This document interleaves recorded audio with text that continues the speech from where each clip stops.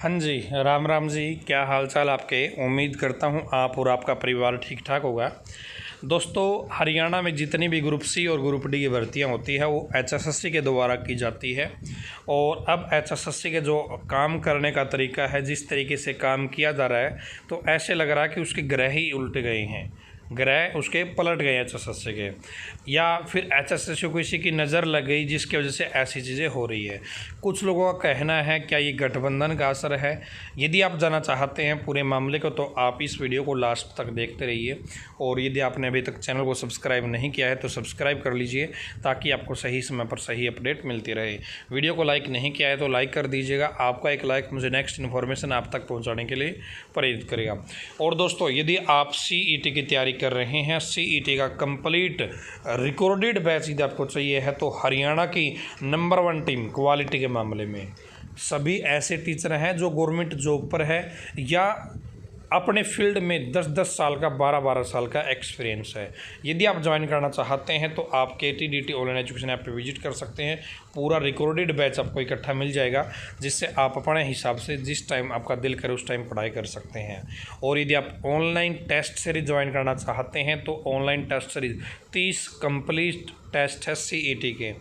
और यदि आप ऑफलाइन टेस्ट देना चाहते हैं, हर शनिवार को हमारा टेस्ट होता है पूरे हरियाणा में।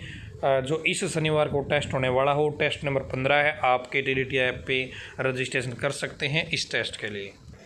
अब वापस आते हैं एचएसएससी के पलटे हुए ग्रह की बात करते हैं। तो यहाँ पर देखिए, हरियाणा कर्मचारी चयन आयोग को यह क्या हो गया है। क्यों हरियाणा में ग्रुप सी और डी पदों पर भर्ती करने का जिम्मा हरियाणा कर्मचारी चयन आयोग के पास है, मगर हाई कोर्ट में आयोग के खिलाफ इतनी याचिकाएं दायर हुई है, हाई कोर्ट को आयोग पीड़ित संघ बनाने जैसी टिप्पणी करनी पड़ी। दोस्तों, एचएसएससी की हर भर्ती पर केस होता है और हाई कोर्ट ने अभी क्लर्क भर्ती की सुनवाई के दौरान यह कह दिया कि एक आयोग पीड़ित संघ बनाना चाहिए जिसमें बच्चों को हाई कोर्ट ना आना पड़े, इतने पैसे ना खर्च करना पड़े, उस पीड़ित संघ में ही क्या करना पड़े, उसका समाधान करना पड़े। यह क्लर्क भर्ती मामले की टिप्पणी है। क्लर्क भर्ती मामले में सही जवाब को आयोग ने गलत माना था। जब उम्मीदवारों ने ऑब्जेक्शन लगाया तो उनका ऑब्जेक्शन अस्वीकार कर दिया।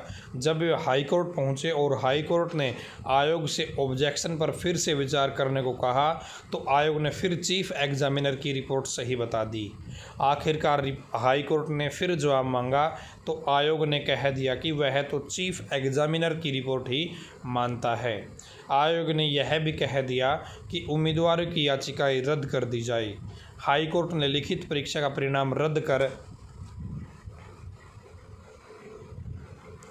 सही उत्तर को मानते हुए दोबारा परिणाम निकालकर चयन सूची दोबारा बनाने के लिए कहा। तब दोबारा चयन सूची बनी, क्लर्क भर्ती का दोबारा रिजल्ट आया। इसी तरह सब इंस्पेक्टर की लिखित परीक्षा में आयोग ने स्टैंड लिया है। जिन 2 सवालों के सही उत्तर को आयोग ने गलत माना है उनके बारे में हाई कोर्ट ने पंजाब यूनिवर्सिटी की एक्सपर्ट कमेटी से रिपोर्ट मांगी है। एक्सपर्ट कमेटी ने उम्मीदवारों के दोनों उत्तर को सही माना है, मगर एचएसएससी ने फिर ये बोला कि हम तो हमारे एक्सपर्ट की रिपोर्ट को सही मानेंगे।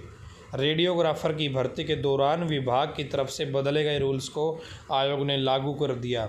इससे मूल विज्ञापन वाली शैक्षणिक योग्यता वाले उम्मीदवार बाहर हो गए, वे भी अदालत पहुंच गए। उसके बाद में पुलिस सिपाही पुरुष और महिला पदों में भर्ती में आयोग नॉर्मलाइजेशन फार्मूला बार बार बदलता रहा। हाई कोर्ट में बच्चे पहुंचे, ज्वाइनिंग पर रोक लग गई। आयोग ने ALM पदों के लिए पहले चयन सूची जारी कर दी, बाद में ज्वाइनिंग पर होल्ड करवा दी। किसी न किसी विषय पर पीड़ित उम्मीदवार आयोग के धक्के खाते रहते हैं। जो पद पहले विज्ञापित कर दिए उम्मीदवारों ने उनकी ज्वाइनिंग रोक दी,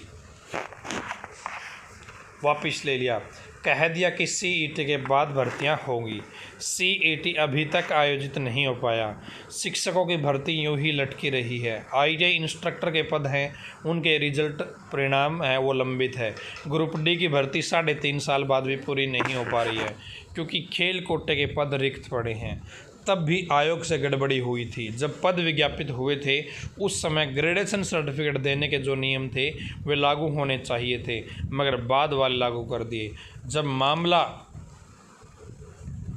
हाई कोर्ट गया तो हाई कोर्ट ने उस समय के नियम लागू करने के आदेश दिए जिस समय पदों का विज्ञापन जारी हुआ था। इससे काफ़ी नियुक्त हुए कर्मचारी को हटाना पड़ा। गलियारे में चर्चा है कि आखिरकार हरियाणा कर्मचारी चयन आयोग को क्या हो गया है, क्यों इतना कन्फ्यूजन है। गलियारे में चर्चा यह भी है कि भाजपा जेजेपी गठबंधन सरकार बनने के बाद हरियाणा कर्मचारी चयन आयोग का नाम उतना नहीं रहा जितना पिछली सरकार के दौरान था। गठबंधन सरकार के कार्यकाल के समय ही सिपाही का पेपर लीक हुआ था।